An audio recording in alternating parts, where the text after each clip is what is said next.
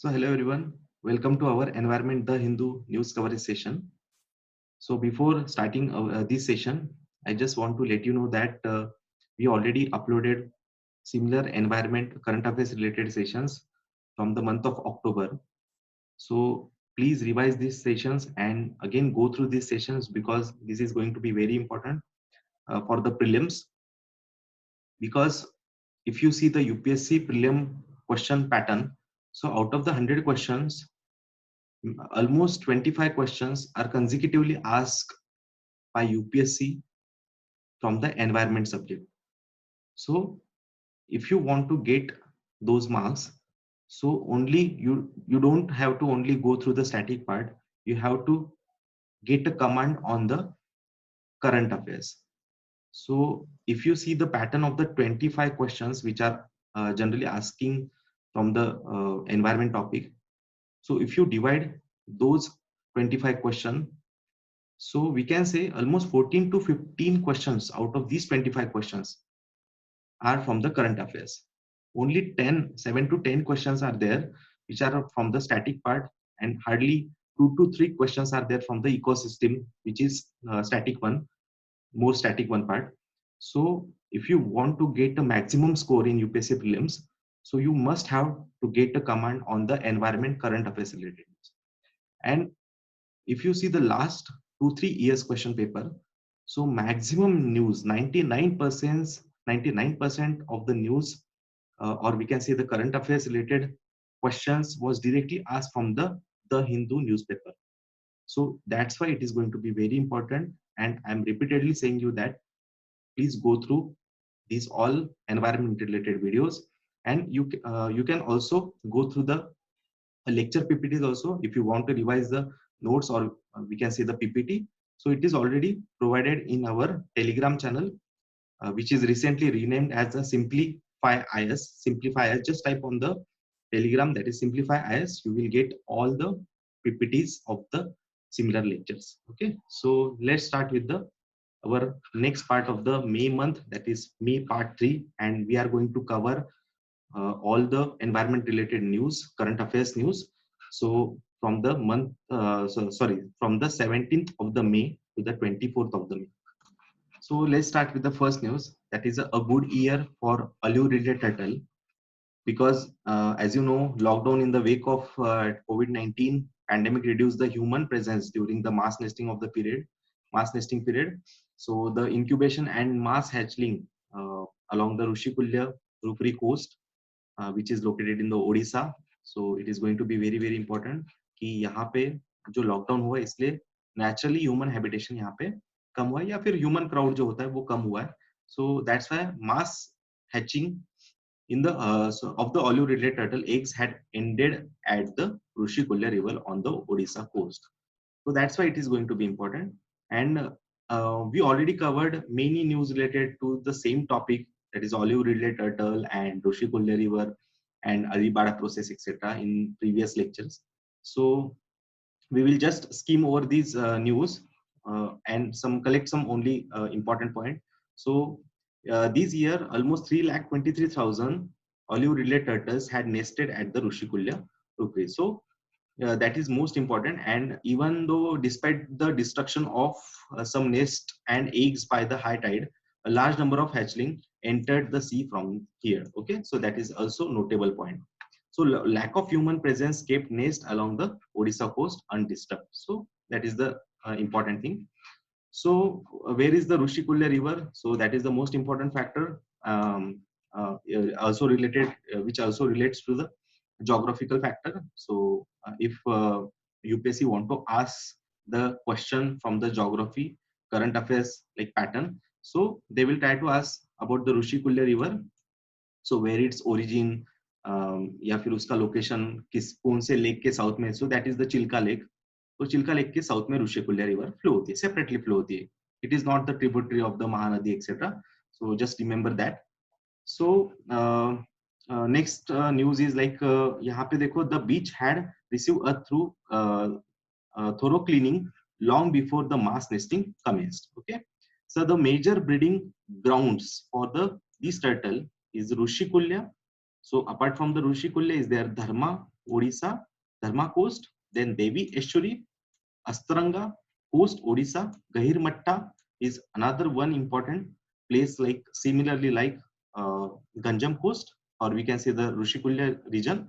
So that is Gahirmatta Marine Sanctuary is very, very important. Next is the Hope Island of Koringa Wildlife Sanctuary, Andhra Pradesh. So it is the different because बाकी सब तो ओडिशा में है, but ये Hope Island of Koringa Wildlife Sanctuary, it is in Andhra Pradesh. ठीक है, so please go through this. So what is the Aribada process?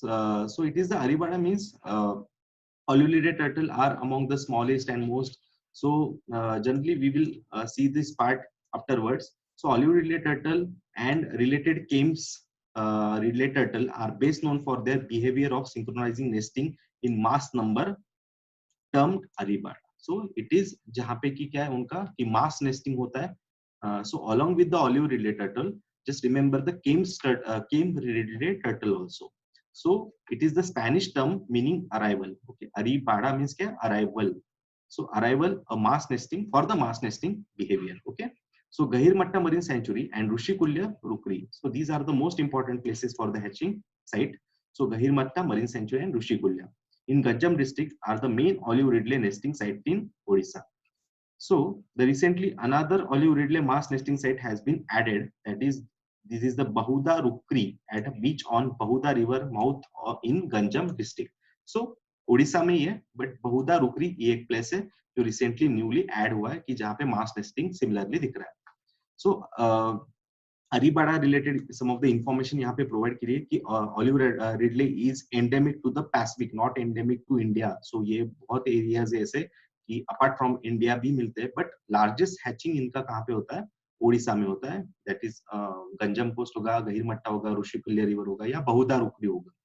So these olive ridley turtle is endemic to the Pacific of Mexico, then Pacific coast, then Mexico, some of the Mexico region, then Central America and India also. So it is known to be the nocturnal nest also.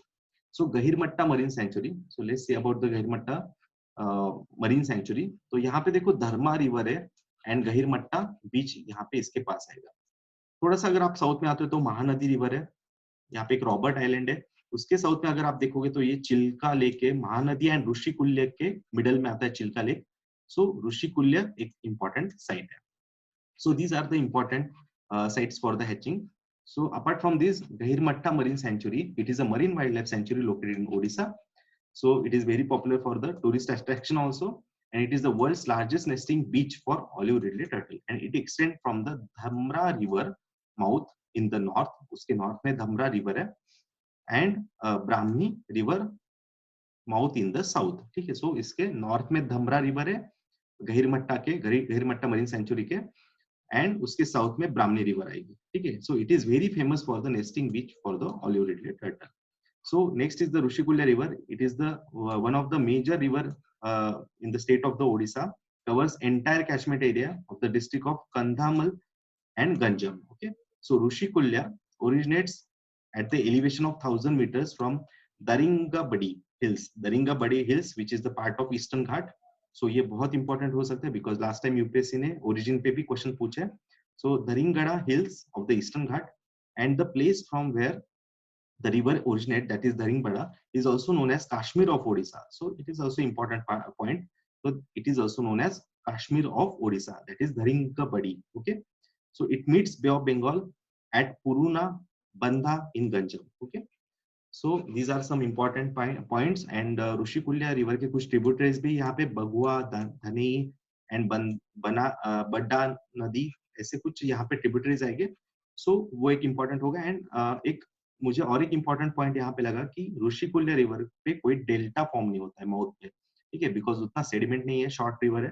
So remember this point because mostly eastern flowing rivers पे deltas form होते हैं, but it has no delta as such as it forms. Okay, so olive ridley turtle का IUCN में listing क्या है या फिर उसका थ्रेटेंड कैटेगरीज एक्सेट्रा क्या है, तो इंपॉर्टेंट क्या है कि IUCN में उसका वल्नरेबल लिस्टिंग हो है. ठीक है, तो it is listed as vulnerable under the IUCN red list, and in India it is protected under the schedule 1 of wild life protection act 1972. And again CITES के शेड्यूल 1 में आएगा ये, so that's why trading in its products is banned under the sites. So इसके related कुछ programme भी है important, वो भी आपको याद रखना है. That is coast guard had launch operation Olivia. ठीक है, सो ये एक इंपॉर्टेंट होगा. And next operation is the operation save Kurma. So these two are related to the olive ridley turtle या overall turtle conservation program. So these are the two important major important olive ridley or we can say overall turtle related conservation programs in India. ठीक है, so इसकी information यहाँ पे provide की है, so please go through that information.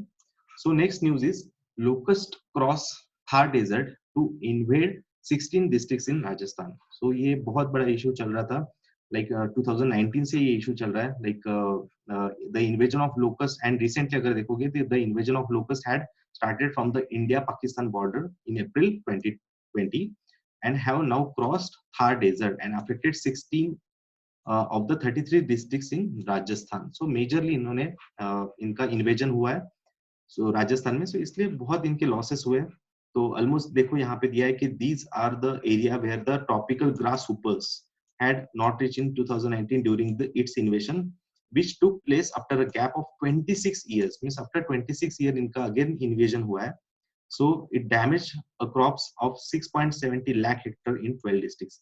And these loss caused by the invasion was peaked at 1000 crore. So ये बहुत important factor है कि इससे बहुत issue हुआ है राजस्थान में, तो वो भी आपको देखना पड़ेगा वहाँ पे. ठीक है, so next is सिमिलरली देखो इसके कुछ ये कुछ यहाँ पे आपको एमपी में भी स्प्रेड होते हुए दिखेगा कि जैसे राजस्थान से फिर एक्सटेंड होके ये एमपी में भी स्प्रेड हुआ है. बट एमपी में लकीली ये हुआ है कि ऑलरेडी वहाँ पे जो उनके क्रॉप्स वगैरह है तो वो फैलो लैंड्स थे, मतलब ऑलरेडी क्रॉप यहाँ पे कलेक्ट करके लिया था इन्होंने. So that's why they have caused minimal crop damage so far as field lie fallow. Okay, so ये याद रखना आपको कि 2020 में राजस्थान एंड एमपी में लोकस्ट अटैक हुआ था. ओके, सो लोकस्ट मीनस में जनरली देखो आप यहाँ पे कुछ पॉइंट्स है. सो 4 species are of the locust are found in India. So that is the desert locust, second is the migrated locust, third is the Bombay locust, and next is the tree locust. So these 4 categories of locust are found in India. So सबसे इसमें harmful कौन सा होगा कि the desert locust is regarded as the most destructive. So for the first one, okay, so even though UN Food and Agriculture Organization had recently warned that the locusts were breeding in large numbers in Sudan, Eritrea of Africa, Red Sea coast, as well as in Iran. So ये सबसे important है. And the adult locusts, when some of the information मतलब यहाँ पे provide किया, so please go through this information. We will only focus on the highlighted parts. So यहाँ पे देखो same अफ्रीका से MN and उसके बाद ये वेस्ट एशिया एंड ईरान से पाकिस्तान के थ्रू सिमिलरली यहाँ पे राजस्थान में इसका अटैक हुआ है एंड बाद में ये एक्सटेंड हुआ है एमपी तक. ठीक है, तो ये लोकस्ट अटैक जनरली बहुत एरियाज पे हुआ है एंड इनके रूट्स भी यहाँ पे ऑलमोस्ट 2500 किलोमीटर का ये डिस्टेंस ट्रैवल कर चुके हैं, तो वो भी एक इंपॉर्टेंट फैक्टर होगा. And the grasshoppers emerged in actually January 2019 in Eastern Africa and traveled through the Saudi Arabia, Iran, etc. So to the belt of Sindh and even though in Rajasthan also. ठीक है, so locust attack exactly क्यों हुआ है वो भी important है. So it is the global spamming. So that's the increase in frequency of climate change triggered the events likely cyclones and has resulted in the extent and multiple breeding seasons of locust and caused them to the move across the continent. So that is the reason behind that. So ये देखो exactly इनका location कैसे है, तो वो यहाँ पे provide किया है कि इनके रूट्स भी शो किए आपको. तो जनरली यहाँ पे देखो कि सऊदी अरेबिया से ये फ्लो हुआ है, देन सेकंड थर्ड ऐसे कुछ प्लेसेस दिए, तो एंटायरली इनका यहाँ पे इंक्रीज हुआ है. एंड जनरली इसका एसोसिएशन ग्लोबल वार्मिंग से देते हैं. So the increase in frequency of climate change triggered events and like cyclones has resulted extended and multiple breeding seasons of locusts and caused them to move across the continent. Okay, so these are the some datas कि यहाँ पे आपको इसको भी देखना है कि ये डेटा मतलब यहाँ पे एग्जैक्टली कब स्प्रेड हुआ है एंड कहाँ पे अटैक हुआ है. एंड 2020 में रिसेंटली राजस्थान में आपको इसके अटैक्स दिख रहे हैं. ओके, सो जनरली इनका अगर देखोगे आपको तो they live for only 90 days and can eat foods etcetera, मतलब ये लीव्स पे वगैरह डिपेंड होते हैं. सो 90 days का ही इनका लाइफ पीरियड होता है, बट इसमें ये बहुत ज्यादा ट्रैवल कर लेते हैं. मींस 3 months में ही इनका ट्रैवल बहुत ज्यादा हो जाता है एंड ये स्प्रेड होते हैं. एंड इसके क्रॉप को डैमेज इनकी वजह से बहुत ज्यादा क्रॉप्स को डैमेज हो जाता है. Okay, so next news is that is most important news. So it is the star rating of garbage free cities. So recently Ministry of Home Affairs, extremely sorry. So recently Ministry of Housing and Urban Affairs has announced the result of the star rating of garbage free cities for the assessment year 1920. Okay, so the star rating protocol was launched by the ministry in 2018, and it is one of the various initiative which intends to make Swachh Bharat Mission Urban (SBM) urban as successful project, and it is based on the 12 parameters. So just remember that it is based on the 12 parameters. So we will discuss those 12 parameters afterwards. So the star rating is supported by the self-assessment, self-verification for achieving a certain star, and it also ensures the involvement of citizen group for a transparent system on self-declaration. Okay, so that is the important thing, because UPSC try to ask about the pattern of the star rating etcetera, या फिर उसकी procedure क्या है, तो ये बहुत बार UPSC पूछते हैं. So please go through this also, this point also. So इसका मिनिस्ट्री कौन सी, ये भी एक इंपॉर्टेंट पार्ट यहाँ पे पूछा जा सकता है. ठीक है, तो देखते हैं किनको मिला है इस बार. Almost under the new report a total of 141 cities have been rated. So out of these 141 cities only 5 cities ऐसे हो गए कि इनको 5 स्टार रेटिंग मिला है. सो इसके भी ऊपर एक रेटिंग होता है, that is 7 star, but nobody no in not any one city is get the 7 star rank. So किसको भी ये 7 star rank नहीं मिला है, but 5 star मिला है, 5 star for the 5 cities. So that is Ambikapur, Rajkot, Surat, Mysore, Indore and Navi Mumbai. ठीक है, सो इनको ये 5 स्टार रेटिंग मिला है, that is Ambikapur, Rajkot, Surat, Mysore, Indore and Navi Mumbai. Okay, so just remember that 5 star, because mostly 3 stars तो नंबर्स में ज्यादा है, तो क्वेश्चन वहां पे ज्यादा मतलब उतना पॉसिबल नहीं है ज्यादा आना. 1 स्टार का भी वैसे बहुत सारे यहाँ पे दिख रहे हैं कि 17 cities has 1 star and 65 cities has 3 star, तो वहां पे पॉसिबल नहीं question. So maybe question ये 5 स्टार पे पूछा जा सकता है. So please read this. Okay, and ये स्वच्छ सर्वेक्षण भी एक इम्पोर्टेंट स्कीम है. So please read that scheme, because इसके बेसिस पे भी इनका मार्किंग होता है. Okay, so please read that Swachh Survekshan scheme. Okay, so next is अभी इसके कुछ पैरामीटर्स है. So there are multiple parameters, that is garbage free cities में देखो मैंडेटरी कुछ पैरामीटर्स है, इसेंशियल पैरामीटर्स है एंड डिजायरेबल पैरामीटर्स है. So door to door collection, then segregation at source, sweeping of public and commercial residential areas, litter bins, storage bins, waste processing, wet waste होगा जिसमें, then waste processing capacity etc. So these are the mandatory and some of the essential यहाँ पे and some desirable. So जो cities यहाँ पे all इसमें अगर 5 star rating होगी तो उनको 7 स्टार मिलेगा. बट इसलिए अगर देखोगे आप तो 7 स्टार किसी को दिख नहीं रहा है यहाँ पे, किसी को मिला ऐसे, तो 5 स्टार वाले बस आपको याद रखना है, that is Ambikapur, Rajkot, Surat, Mysore, Indore and Navi Mumbai. Okay, so next is that is स्वच्छ सर्वेक्षण में अगर आप देखोगे तो सेम ये स्वच्छ सर्वेक्षण भी इंपॉर्टेंट है, एंड ये भी ministry of housing and urban affairs के अंडर ही वर्क करती है. एंड ये स्वच्छ भारत मिशन का ही सब कंपोनेंट्स है, तो उसमें भी इंदौर को यहाँ पे मेंशन किया था. जैसे कुछ मतलब उनके साइट पे प्रोवाइडेड इमेज थी. सो प्लीज गो थ्रू द स्वच्छ Survekshan scheme, because we cannot cover all the news and all the scheme, because ये हम environment पे थोड़ा सा concentrate करेंगे ये sessions में. So please go through these news, because I am already telling you the important topics, so you have to go through this. Okay, so such सर्वेक्षण scheme में देखो 18 में कुछ 3 पैरामीटर्स थे, अभी उसके 4 पैरामीटर्स है. दैट इज सर्टिफिकेशन को 25% होता है, then direct observation 25%, then citizens feedback is also important, so that is 25%, and service level progress is 25%. तो ऐसे टोटल यहाँ पे अगर आप देखोगे तो ये 100% या 5000 मार्क्स होते हैं इसके. तो सिमिलरली इसके रेटिंग के बाद ये भी कंसिडर होगा आपके गार्बेज क्लीन सिटीज में. Okay, so next news is Pinanga अंदामनीज.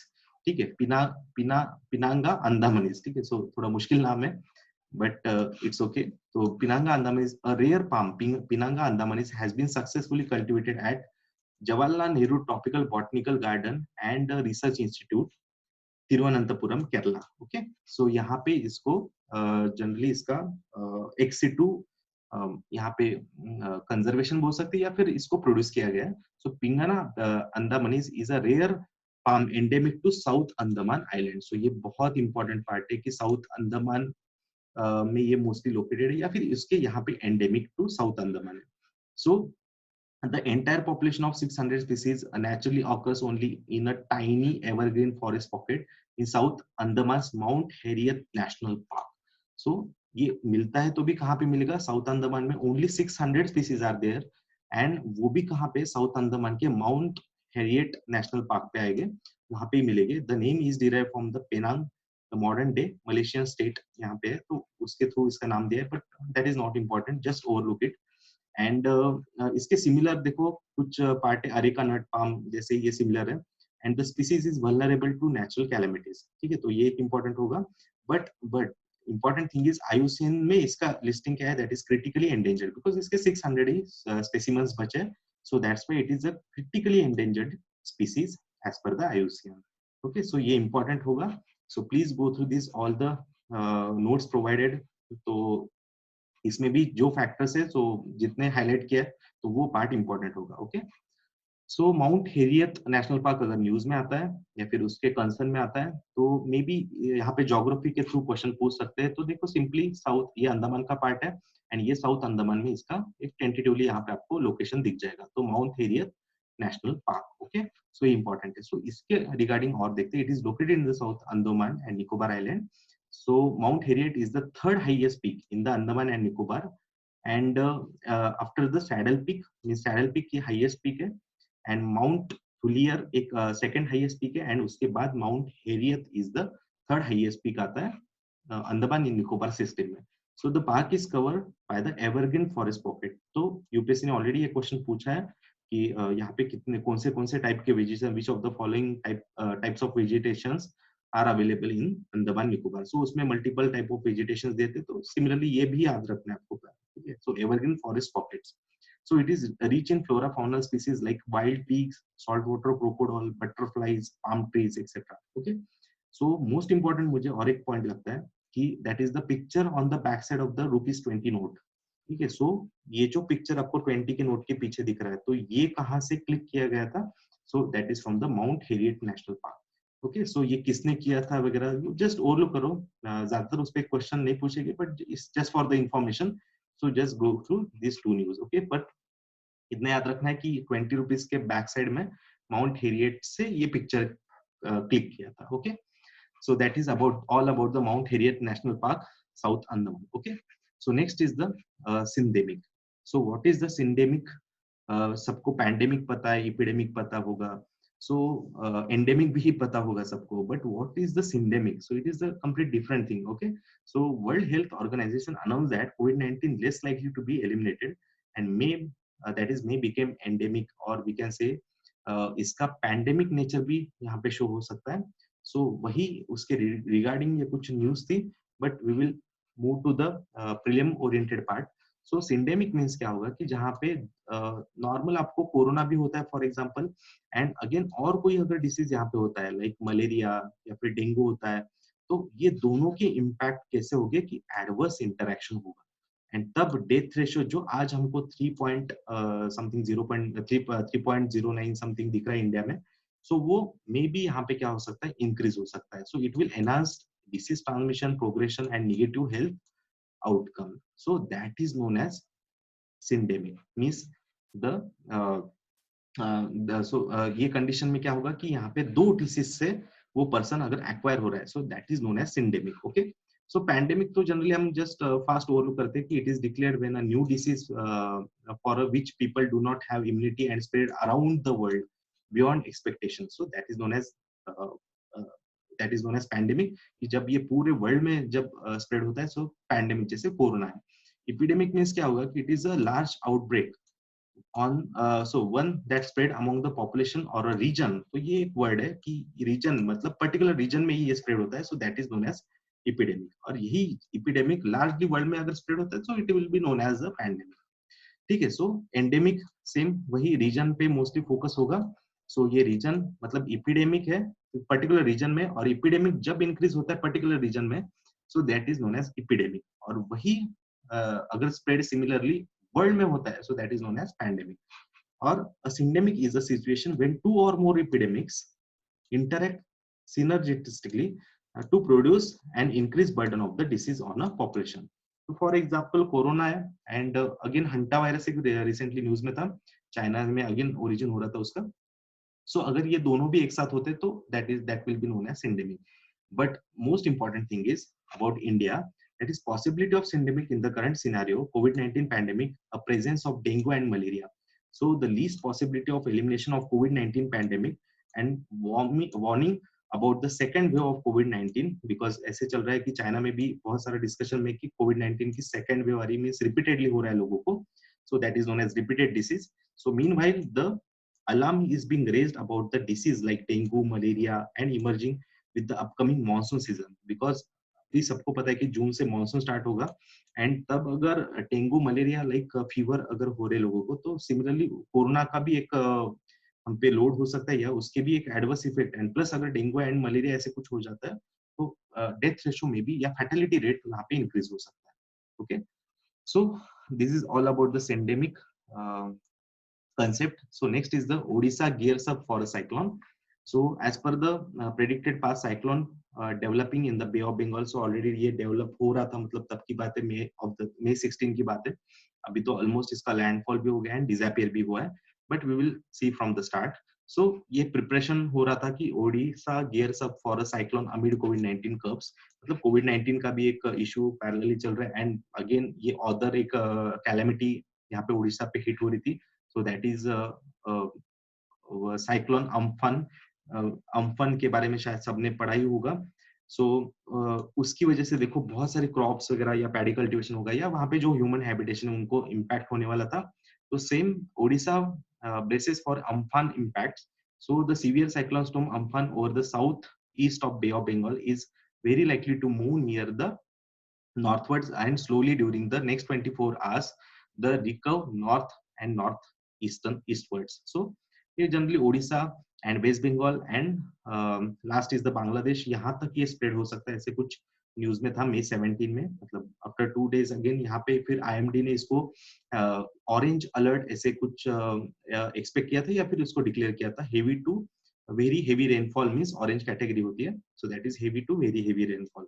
Okay, so next is again Odisha and west Bengal brace for Amphan. ऐसे मल्टीपल न्यूज आए थे, तो जितने भी न्यूज है मैं जस्ट एक यहाँ पे स्लाइड कर रहा हूँ कि हर एक का प्रिपेयर्डनेस यहाँ पे आपको दिखेगा कि एनडीआरएफ की टीम यहाँ पे डिप्लॉय की गई, देन उसके बाद उनके रैपिड एक्शन होते, तो डिफरेंट यहाँ पे रेस्क्यू प्लान है या फिर जितने भी इवैक्यूएशन हो रहा था वहाँ पे जो कोस्टल रीजन है उनके वहाँ पे. ठीक है, so from 1965 to 17 Bay of Bengal and the Arabian collectively registered 46 severe cyclonic storm, and more than the half of the occurred between the October and December, and 7 of them occurred in May, and only 2 in the 1966 and 76 were recorded in April.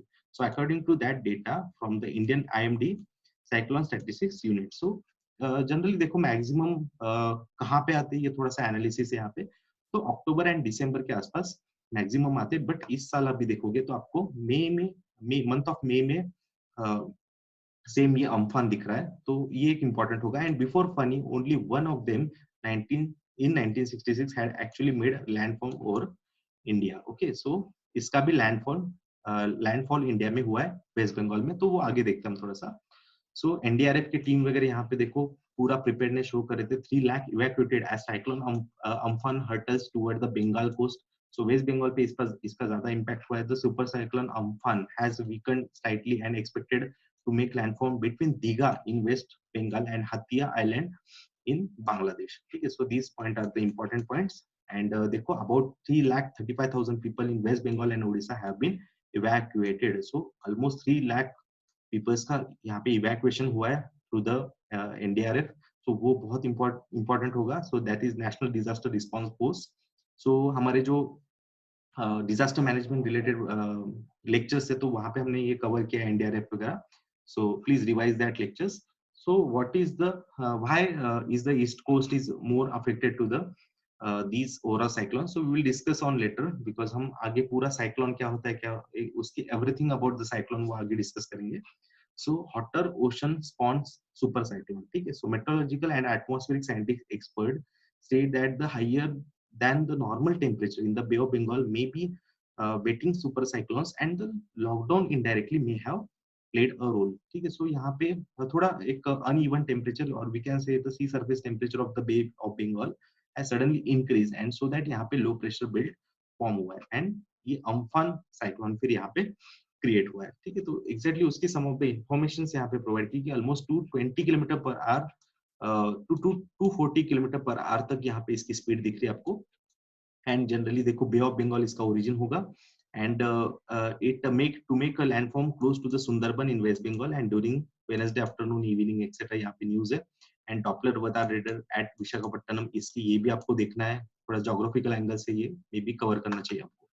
ठीक है, सो next is तो यहाँ पे देखो exactly इसका path show किया है कि इसका ओरिजिन कैसे हुआ है एंड ये कैसे मूव किया है उड़ीसा, वेस्ट बंगाल एंड बांग्लादेश को कैसे हिट हुआ है. ठीक है, सो ये एंटायर रीजन यहाँ पे शो किया है. सो नेक्स्ट इज विंड स्पीड, यहाँ पे कुछ शो किया है 185 किलोमीटर तक यहाँ पे स्पीड है एंड उसके बाद गेल विंड स्पीड भी बाद में मतलब ये इंक्रीज हुई थी, वो भी यहाँ पे शो किया है. And Sagar island and Kakdwip में faces severe impact during the landfall. So some of the information यहाँ पे प्रोवाइड किए. So let's see about the Amphan. It is the first tropical cyclone of the 2020 North Indian Ocean cyclone season. So ये पहला cyclone है हमारा 2020 का. So ये बहुत इंपॉर्टेंट फैक्टर है कि पहला साइक्लोन अम्फान होगा. Amphan is the second pre monsoon cyclone to form in the bay of Bengal in 2 years. The first one was the Fani. Means last 17-18 में फनी था कि जो प्री मॉनसून दिख रहा था हमको, तो अभी ये सेकंड वन है दैट इज अम्फान जो कि प्री मॉनसून है. According to the IMD forecast, it will make landfall as very severe cyclone between Sagar Island and Hatia Island. ठीक है, so and it has named by the Thailand. So ये Thailand वगैरह naming वगैरह हम सब आगे discuss करेंगे. So just wait for that. And देखो करंट अपडेट मीन्स अभी ये कैसे है कि हम पर्टिकुलर डे वाइज जा रहे हैं न्यूज के. सो लास्ट 2 मीन्स 20 को हमने 20th of May को करंट अपडेट कुछ यहाँ पे किया है. तो that is cyclone Amphan made landfall between Digha in waste Bengal and Hatiya Island in Bangladesh. So that is the most important कि आपको ये लोकेशन पता होनी चाहिए, दीघा कहाँ पे एंड हतिया कहाँ पे. ठीक है, so that is the most important point. And Sagar island ये भी इंपॉर्टेंट है बिकॉज यहाँ पे भी हिट हुआ है.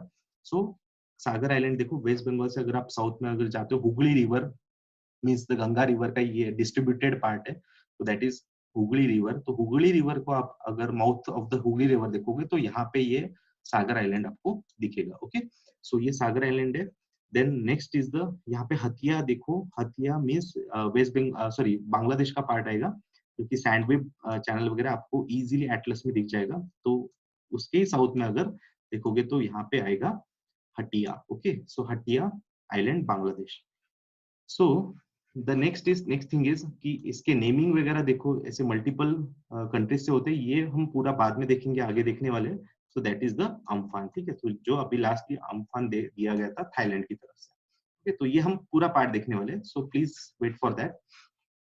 सो अम्फान साइक्लोन और double disaster on cyclone. So ये थोड़ा सा prelim related sorry mains related है बिकॉज एडिटोरियल था double disaster on cyclone amid the corona virus. So इसका डिटेल एक्सप्लेनेशन है कि सुपर ट्रॉपिकल साइक्लोन कैसे ओरिजिनेट होते हैं and it made landfall exactly क्या होता है, ये भी हम आगे देखने वाले हैं कि लैंडफॉल क्या होता है etcetera. So everything about this कि ऐसे एग्जैक्टली अम्फान का मीनिंग क्या है. तो अम्पुन मींस स्काई होता है and that is given by the Thailand in 2004. So overall कौन नेमिंग करता है एक्सेट्रा एंड उसके इम्पैक्ट क्या है, स्टॉर्म सर्ज क्या होता है, बे ऑफ बंगाल पे एग्जैक्टली ये कैसे अफेक्ट करता है. सो इसके सम ऑफ द पार्ट हम देखेंगे, but this is mainly for the mains perspective. So I will provide this PPT on our Telegram channel, so please go through it because we cannot cover every news in our session. ठीक है, so tropical cyclone क्या होते हैं generally वो देखते हैं. So the cyclone is derived from the Greek word cyclos mean the coiling of snakes. Means इनका circular shape में इनका क्या होता है, कोलिंग होता है. ठीक है, तो वो आपको याद रखना है, that is coiling of snake type में ये फॉर्म होता है, that is coiling. And spiral movement होती है इनकी because of the Coriolis force. So इनकी जो स्पाइरल मूवमेंट होती है toward the low pressure because always high pressure to low pressure air attract होती है, तो तब इनका कॉइलिंग क्यों होता है, because of the Coriolis force. But ये जब कॉइलिंग होता है मींस अटैक जब होती है तब नॉर्दर्न हेमिस्फीयर में डिफरेंट होता है, सदर्न हेमिस्फीयर में डिफरेंट होता है। सो नॉर्दर्न हेमिस्फीयर में इसका स्पाइरली अगर आप देखोगे तो counter clockwise means anti clockwise इनका सर्कुलेशन होता है, एंड सदर्न हेमिस्फीयर में इनका क्लॉकवाइज सर्कुलेशन होता है, मींस ट्रॉपिकल साइक्लोन का। ओके, सो देखो ऑलवेज देखो high pressure to low pressure air क्या होती है, फ्लो होती है। बट ये नॉर्दर्न हेमिस्फीयर की डायग्राम है, सो यहाँ पे अगर आप देखोगे तो ये एंटी क्लॉकवाइज यहाँ पे क्या हो रहा है, सर्कुलेशन हो रहा है, अट्रैक्शन हो रहा है। सो ऑलवेज देखो कि साइक्लोन्स कहाँ पे क्रिएट होते हैं, तो इक्वेटर पे नहीं क्रिएट होते because there is the absence of Coriolis force. तो जहाँ पे कोरिलेस फोर्स जीरो होगा तो वहां पे ये क्रिएट नहीं होते, because the necessary condition for the tropical cyclone is like sea surface temperature higher होना चाहिए more than 27 or is likely to be 27 degrees Celsius and coriolis presence of the Coriolis force। तो Coriolis force ये 0 degree पे या equator पे क्या होता है, जीरो होता है, एंड जैसे आप पोलवर्ड्स मूव करते हो तो Coriolis force इंक्रीज होता है। सो दैट्स व्हाई जनरली देखो ये 7 डिग्री नॉर्थ या 7 डिग्री साउथ के आगे ही फॉर्म हो गए, मीन 7 टू 20 डिग्री के आसपास यहाँ पे फॉर्म होते हैं इन दिस सेक्शन। तो ये पार्ट होगा not on the equator.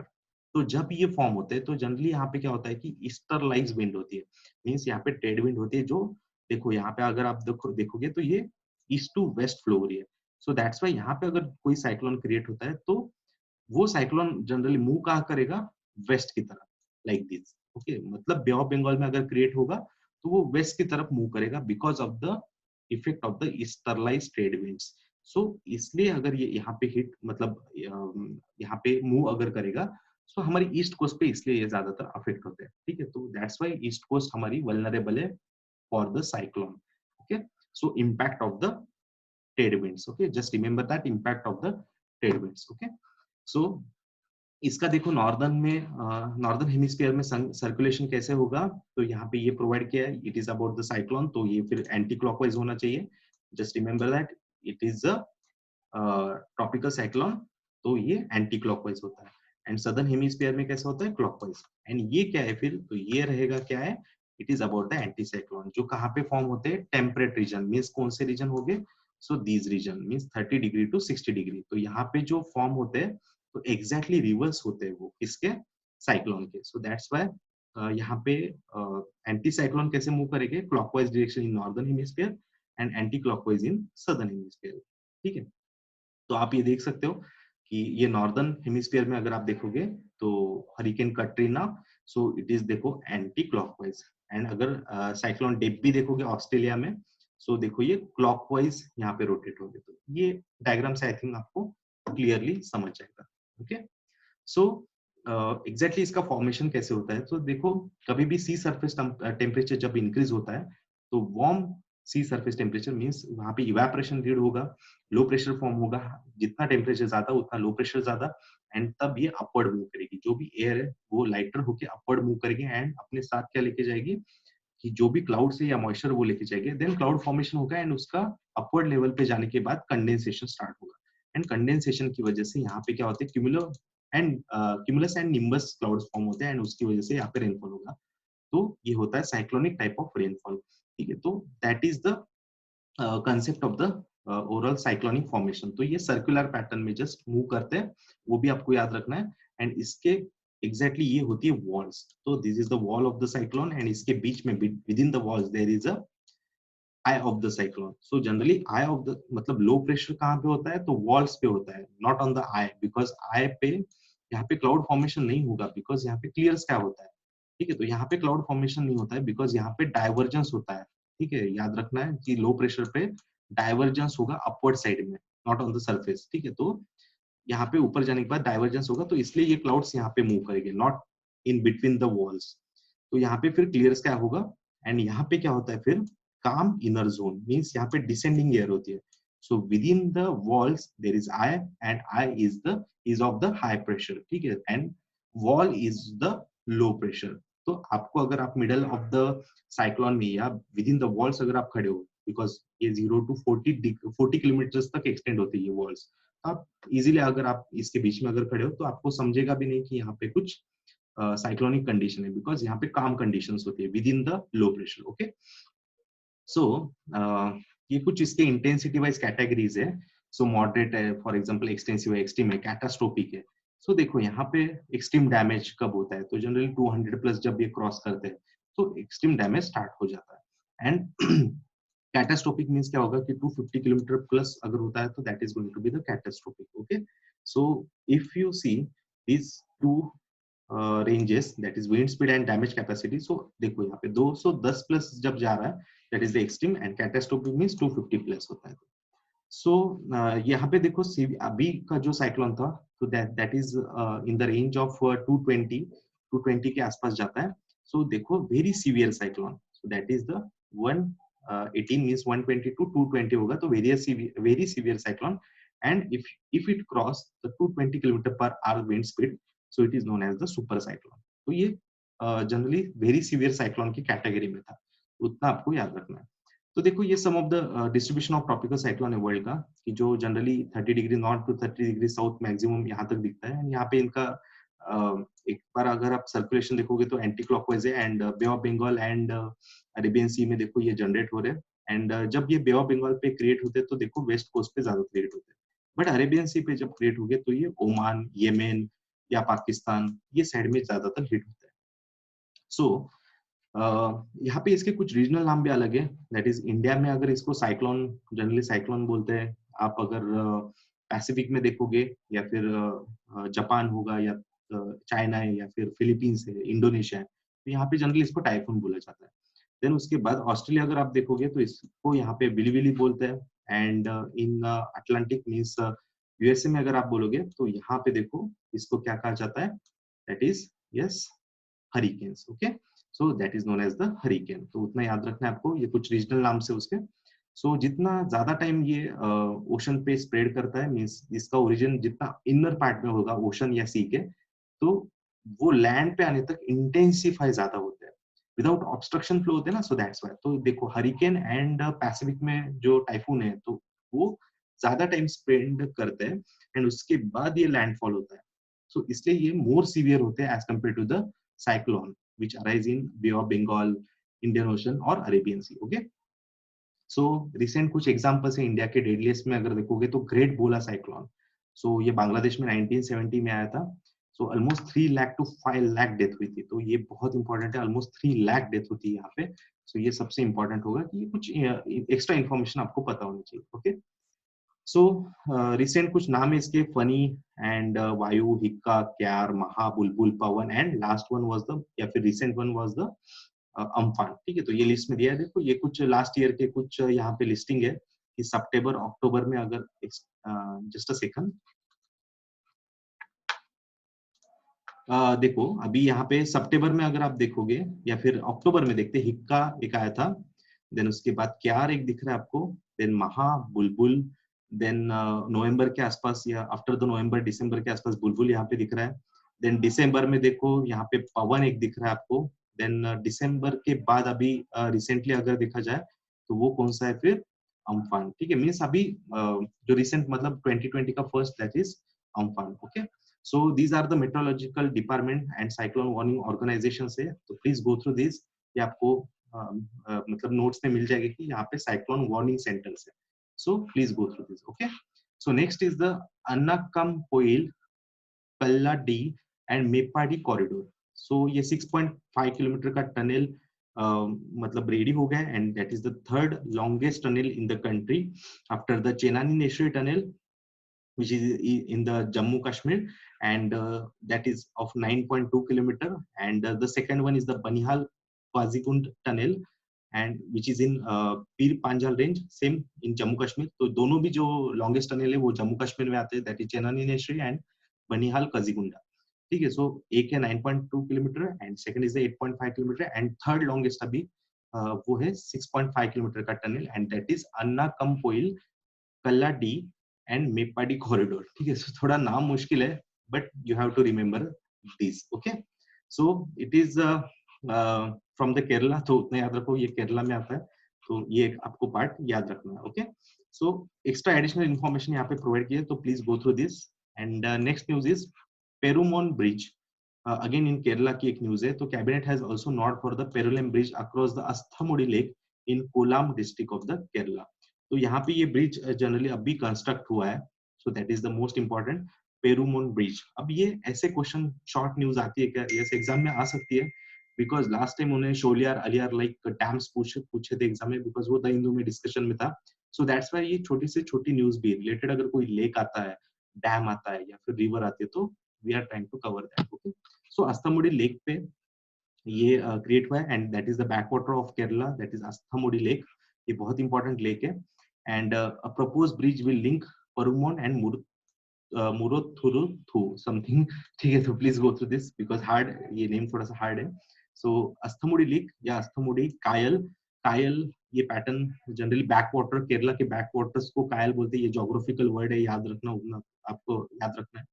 And Ashtamudi means 8 braids. Okay, local Malayalam language में इसको अस्थामुड़ी या फिर 8 ब्रेड्स ऐसे कहा जाता है। And the lake is also called the gateway to the backwaters of Kerala. ठीक है, सो इसको backwater, the gateway to the backwaters of the Kerala, that is known as the for the Ashtamudi lake. ठीक है, तो उतना आपको याद रखना है। तो यहाँ पे हाउस बोट एंड बैकवाटर्स में टूरिज्म के लिए एक इंपॉर्टेंट प्लेस है।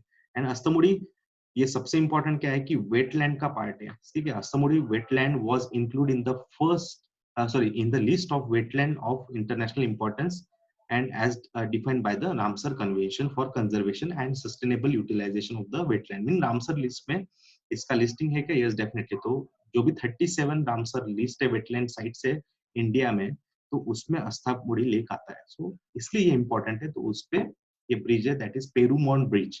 ओके, तो रिसेंटली वो कंस्ट्रक्ट हुआ है। So we covered the all news from the Hindu newspaper for the environment subject from the 17th of May to the 24th of the May. So please get the PPT of the same lecture from the Telegram channel, that is Simplify IS, and you can also you have to subscribe for the next videos updation. So if you please stay alert, because we are going to upload the same videos for the every week. So थोड़ा सा update रहना आपको, तो please subscribe to the our channel. Okay, so thank you.